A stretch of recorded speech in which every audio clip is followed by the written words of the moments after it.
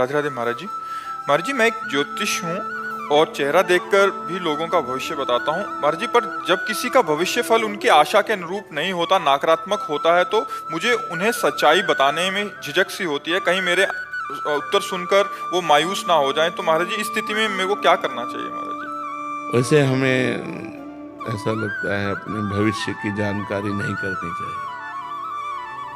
आपका कार्य है इसलिए आप करेंगे, आपके पास लोग आएंगे, लेकिन हमसे प्रश्न किया है तो हम इसलिए कहते हैं कि भविष्य को सुधारने के लिए हम प्रयास आज नाम जप करें, सत्शास्त्रों का स्वाध्याय करें, तीर्थयाटन करें, दान पुण्य करें, दूसरों का उपकार करें, तो हमारा भविष्य अच्छा होगा, अपने आप अच्छा होगा। जब हम भगवान का नाम जप करेंगे, जैसे हमारे भविष्य में बुरी बातें आनी हैं, वो हमारे पूर्व पाप कर्म के अनुसार जो हमारे भाग्य में लिखा है उसी के अनुसार आती है। तो हम अपने भाग्य को बदलने के लिए मनुष्य शरीर प्राप्त किया है, ना कि अपने भाग्य में जो लिखा है वही भोगते रहे। हमें भाग्य बदलना है। हम मनुष्य हैं, हम भगवान के अंश हैं। तो अब हम हाथ या मस्तक की रेखा से हमें कोई बतावे कि कल आपके ऊपर भारी विपत्ति आने वाली है, तो परेशान हो जाएगा। जो पे कृष्ण चरण मन अर्पित तो करिहें का नवग्रह रंक, ये ग्रह ये नक्षत्र, तो हमें भगवान का भजन करना चाहिए, अच्छे आचरण करने चाहिए, भविष्य जानने की कोशिश नहीं करना चाहिए। माना आपको ज्योतिष का ज्ञान है तो आप भविष्य भाग्य देखकर बता सकते हैं, लेकिन कुछ लोग ऐसे होते हैं जिनको कुछ ज्ञान नहीं होता है और लोगों को संकट में डाल देते हैं। उनके दिमाग में वो ऐसे डिप्रेशन हो रहा है, लोगों को और डिप्रेशन में डाल देते हैं कि तुम्हारे ऊपर तो ये चढ़ा है, वैसा होगा वैसा होगा। वो आदमी पर इतना तक गलत शिक्षा दे देते हैं। ऐसे भी उपदेशक होते हैं जिनको ज्ञान नहीं है। ऐसा कैसे हो सकता है? इस तरह के व्यवहार हमें लगता है कि ज्योतिषाचार्य या शास्त्रज्ञ, ज्योतिष शास्त्र है हमारा, लेकिन हम कह रहे हैं हम कल की समस्या को क्यों देखें। आज हम नाम जप करेंगे जिससे सारी समस्याएं खत्म हो जाए। मंगल भवन अमंगलहारी, उमा सहित जय जपत पुरारी। भगवान शंकर जिनका नाम जप करते, उन भगवान श्री हरि का नाम जप करें, उसी से मंगल हो जाएगा। और आपको चाहिए कि जो उनका मंगल करे, जिससे उनका उत्साह बढ़े, वो बातें आप बताइए। हाँ, ये जरूर बता सकते हैं कि अगर आपको समय मिले तो रुद्राभिषेक करवा लीजिए, समय मिले तो मृत्युंजय जाप करा लीजिए। ये मंगलमय कार्य बता सकते हैं, लेकिन ऐसी कोई बात ना बताएं जिससे वो आदमी डिस्टर्ब हो जाए, जिससे वो आदमी अपनी शांति खो दे, जिससे आदमी अपनी वो बुद्धि का कंट्रोल खो दे और कुछ ऐसा कर बैठे। तो ऐसे कोई कार्य ना करे जो धर्म विरुद्ध हो, जो शास्त्र सम्यक हो, वो ऐसे कार्य बताए। किसी का भाग्य जैसे आपको दिखाई दे रहा है कि 10-15 दिन में कोई दुर्घटना घटेगी, तो उससे बता दे कि 10-15 दिन में कुछ संकट आने की बात है, तो भगवान संकट मोचन का आप पाठ कीजिए, आप मृत्युंजय का जप कीजिए, आप नाम जप कीजिए, बहुत उसे सहज में कह करके। जैसे हम डॉक्टर को शिक्षा देते हैं कि पहली डॉक्टरी आपकी मृदु भाषा है। अरे कुछ नहीं, आप जैसे हजारों रोगी ठीक हो गए भाई, तुम निश्चिंत रहो। वो एक आदमी रिलैक्स हुआ, क्योंकि दवा तो बाद में काम करेगी, आप पर विश्वास पहले होना चाहिए। तो ऐसे ही आप उसको रिलैक्स वाली बात तो बता दीजिए, और जिसमें डिस्टर्ब होना है उसको छुपाकर उसका उपाय बता दीजिए कि हो सके तो आप ऐसा कर लीजिए, हो सके तो आप जो आपको जानकारी है। तो मुझे लगता है कि हम समाज को डिस्टर्ब ना करें, क्योंकि ऐसे जैसे मान लो आप मुस्कुरा रहे हो, अभी कहीं आप इनका भाग्य अभी बता दें कि परसों घटना घटेगी, पता नहीं घटना घटेगी कि नहीं घटेगी, लेकिन तुम आज से कहला आज से घटना में घट। एक आए थे, कह रहे वो पंडित जी ने बता दिया कि मतलब ये मेरे बेटे की अल्प आयु है, कह रहे तब से मेरा इतना हो गई हूँ डिस्टर्ब। महाराज जी, जाना तो है ही है, बिल्कुल, इनको भी जाना है, उनको भी जाना है, सबको जाना है, बट पहले भविष्य देख के या मतलब वो बहुत ज्यादा नकारात्मक विचार महाराज जी मन में भर जाते हैं। महाराज जी, इन बातों से हमें लगता है बचना चाहिए, इन बातों से बचना चाहिए। भगवान का भजन करो, धर्म से चलो, कोई तुम्हारा बाल बांका नहीं कर सकता, हर विपत्ति को ताल ठोक के निकल आ जाए। बट ऐसा लगता है महाराज जी कि वो बता देंगे तो हम अपने भविष्य को सुधार देंगे।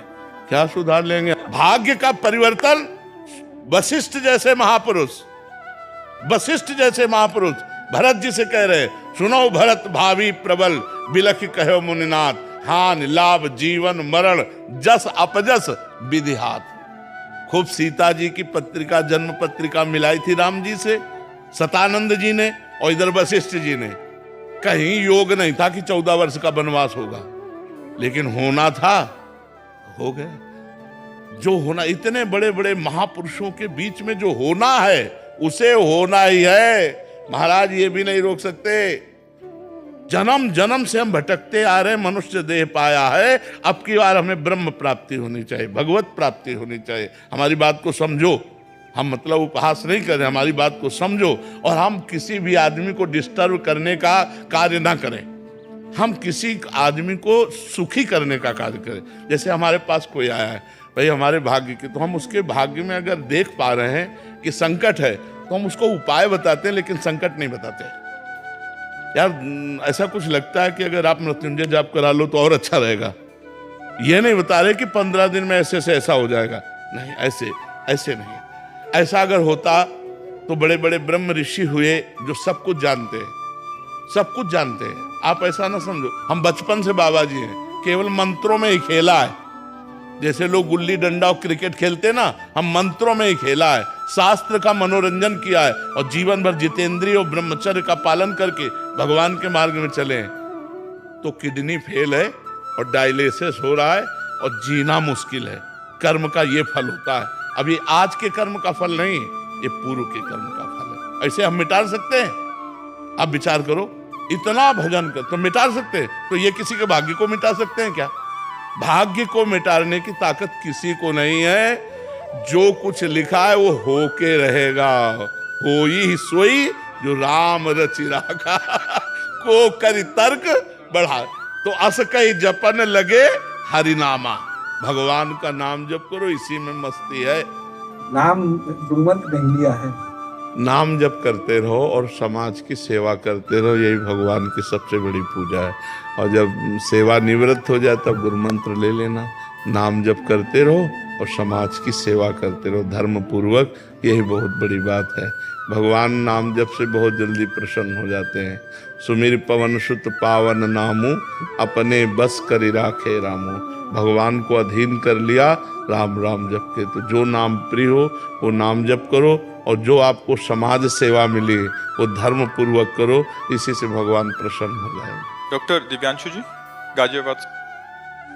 महाराज जी, आप कह रहे हैं कि आप पिछले 12 सालों से मतलब बच्चों को पढ़ा रहे हैं, जिसमें आईपीएस पुलिस अधिकारी और ये सब बनते हैं। महाराज जी, महाराज जी कह रहे हैं कि इस दौरान मैंने देखा है कि ये विद्यार्थी केवल किताबों से ही नहीं, भीतर से भी जूझते हैं। महाराज जी, कभी असफलता का बोझ, कभी आत्म संदेह, कभी लक्ष्य को लेकर उलझन। ऐसे में महाराज जी मेरा प्रश्न है कि इसका कारण मूल समझो ना, ब्रह्मचर्य की हीनता, व्यसन, ब्रह्मचर्य की हीनता, व्यभिचार परायणता, कुसंग, वृत्ति का बहिर्मुख हो जाना, ये कारण है। अगर वो संयम से रहें, मान लो जब तक ब्याह ना हो तब तक तो ब्रह्मचर्य का अधिकार है, ब्रह्मचर्य रहें, कोई व्यसन न करें। अगर हमारे ब्रह्मचर्य है तो हमारे अंदर तेज है, हमारे अंदर स्मृति है, हमारे अंदर जूझने की ताकत है, हर विपत्ति से लड़ने की ताकत है। आज जो संशय, जो विपरीत भावना, जिसे निगेटिव विचार कहते हैं, प्रमाद, जो हमें करना चाहिए वो हम नहीं कर पा रहे, उसका कारण ब्रह्मचर्य की हीनता, खान पान अशुद्ध और व्यभिचार परायणता, व्यसन। अगर इन पर ध्यान दिया जाए तो फिर उन्नति स्वाभाविक है, और विश्वास दृढ़ और पॉजिटिव चिंतन, ये हमारे लिए जो आवश्यक जीवन के लिए वो आ जाए। आज हमारे बच्चे ब्रह्मचर्य को नहीं समझ रहे, व्यसन करने से कितनी बड़ी हानि होती है ये नहीं समझ रहे, व्यर्थ का जो ओवर थिंकिंग है वो बढ़ती चली जा रही है, उसको रोकने का उपाय नहीं जान रहे हैं। इसलिए कभी डिप्रेशन में चले जाते हैं और कभी इतना निगेटिव हो जाते हैं कि कर लेते हैं। मान लो असफलता मिली, करने का विचार ले आते हैं, ये ठीक नहीं है। तो इसलिए पवित्र भोजन, संयम से चलना, और हमारे आचरण पवित्र हो, हमारे विचार पवित्र हो, तो हमारी पॉजिटिव चिंतन बने। अगर एक बार हम फेल हो गए तो हम दूसरे वर्ष प्रयास इतना करें कि हम पास ही हो जाएं। हम कह रहे हैं कि आज तक हमने जो पढ़ा कि अगर हम 10 में हैं तो 10 वाला ही चैप्टर हमको दिया जाता है और 10 वाले चैप्टर से ही हमसे प्रश्न किया जाता है, तो हम फेल क्यों हो जाते हैं? क्योंकि हमने पढ़ाई में प्रमाद किया, हमने अपने समय को अन्य जगह बांटा, दिमाग को अन्य विषयों में बांटा, इसलिए हम अपने चैप्टर में कमजोर हो गए। तो जो हमें चैप्टर मिले उसमें हम एकाग्रता कर सके, इसलिए हमें खान पान, व्यायाम, ब्रह्मचर्य, इन सब की आध्यात्मिकता की जरूरत है। आज आधुनिकता बढ़ती जा रही है और आध्यात्मिकता दूर होती चली जा रही है, इसीलिए उन्नति में बाधा पड़ रही है।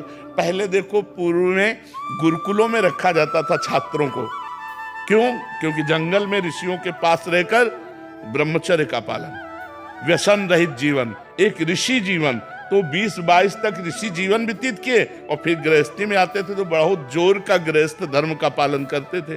अब 20-22 तक हर बच्चा अपने को संभाल नहीं पा रहा, वो डिस्टर्ब हो रहा है, इतना बोझा पढ़ाई का है और व्यसन के द्वारा वो अपने को खोखला कर रहा है, व्यभिचार के द्वारा खोखला कर रहा है कि वो संभल नहीं पा रहा।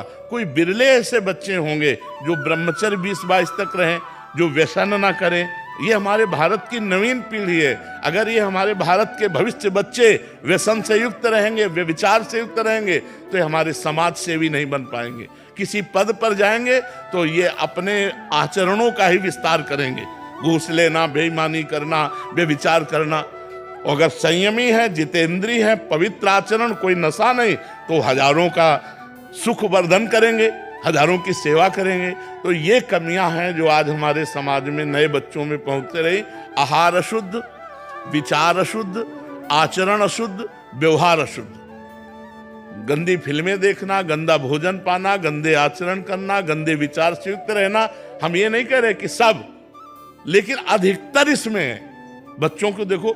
कई बच्चे हमको हॉस्टल के बताए कि अगर हम नहीं करना चाहते तो हमको करना पड़ेगा, क्योंकि हमारे दोस्त हमें टॉर्चर करते हैं, कहते तुम पुराने जमाने को क्या क्या कहते हैं। अगर हमारे गर्लफ्रेंड नहीं तो हमें नीचा दिखाया जाता है, अगर हम नशा नहीं करते तो हमें नीचा दिखाया जाता है। तो जहाँ बहुत लोग उसी स्वभाव के हैं तो अच्छे बच्चों को भी उसी स्वभाव में परिवर्तित होना पड़ता है। इसलिए हमें लगता है माता पिता को चाहिए अपने बच्चों के जीवन की रक्षा करें, उनके चरित्र को बचावें, उनके स्वभाव को बचावें। नहीं तो इस अवस्था में यदि चरित्र दूषित हुआ, व्यसन परायण रहे तो गड़बड़ हो जाएगा, फिर उनका भविष्य गड़बड़ हो जाएगा। गौरव मित्तल जी अजमेर से। राधे राधे।